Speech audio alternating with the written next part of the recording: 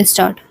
गुरुग्राम जमीन घोटाले से जुड़े मनी लॉन्ड्रिंग मामले में कांग्रेस सांसद प्रियंका गांधी वाड्रा के पति एक व्यवसाय रॉबर्ट वाड्रा के खिलाफ प्रवर्तन निदेशालय अर्थात ईडी ने जिस तरह चार्जशीट दायर की, उससे लगता है कि अब वह इस मामले में गंभीर हैं।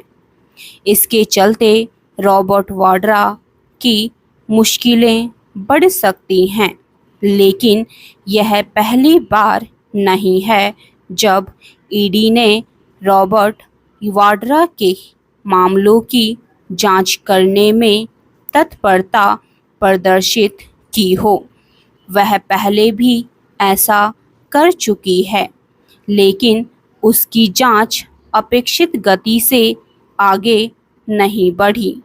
रॉबर्ट वाड्रा नेता नहीं हैं, लेकिन सब जानते हैं कि वे राजनीतिक रूप से शक्तिशाली गांधी परिवार से जुड़े हैं। गुरुग्राम की उनकी जमीन का मामला बहुत पहले सामने आया था।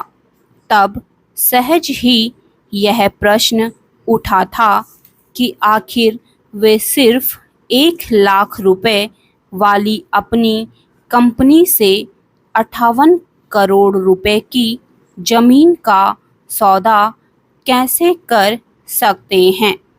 क्या ऐसी सुविधा और किसी को भी मिल सकती है कि कोई जिससे जमीन खरीदे उसे ही कुछ समय बाद कई गुना मूल्य पर बेचकर मोटा पैसा कमाए।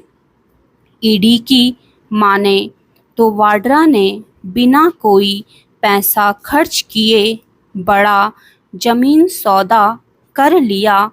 स्पष्ट है कि वे ऐसा कर पाने में इसीलिए सफल हुए होंगे क्योंकि सोनिया गांधी के दामाद हैं।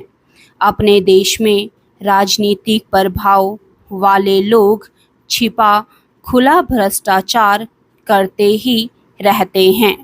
विडंबना यह है कि ऐसे मामलों में कोई ठोस कार्रवाई कठिनाई से ही होती है।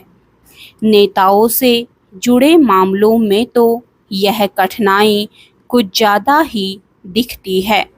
यह कठिनाई केवल ईडी के समक्ष ही नहीं, सीबीआई एवं अन्य एजेंसियों के सामने भी आती है।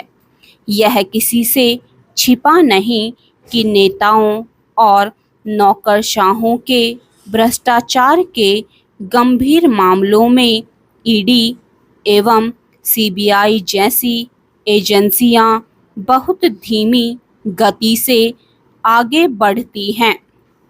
कभी वे तेजी दिखाती हैं, कभी शिथिल पड़ जाती हैं। जब ऐसा होता है तो सरकारी एजेंसियों के राजनीतिक दुरुपयोग का आरोप उछलता है। इस आरोप का सहारा लेकर कटघरे में खड़े नेता चुनावी एवं राजनीतिक लाभ लेने की भी कोशिश करते हैं। कई बार वे सफल भी हो जाते हैं। कई मामलों में यह भी देखने को मिला है कि कभी जांच आगे बढ़ी, फिर वह ठहर गई या ठंडे बस्ते में चली गई और फिर यकायक तेज हो गई।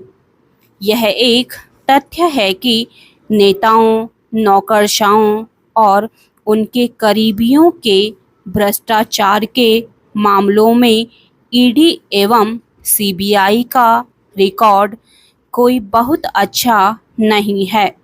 यह खराब रिकॉर्ड भ्रष्टाचार से लड़ने के दावों को खोखला ही साबित करता है।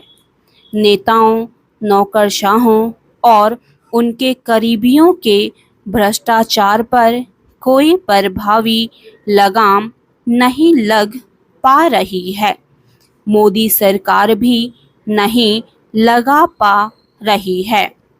यदि भ्रष्टाचार को वास्तव में नियंत्रित करना है तो बड़े एवं गंभीर मामलों में ठोस कार्रवाई जरूरी है। स्टॉप।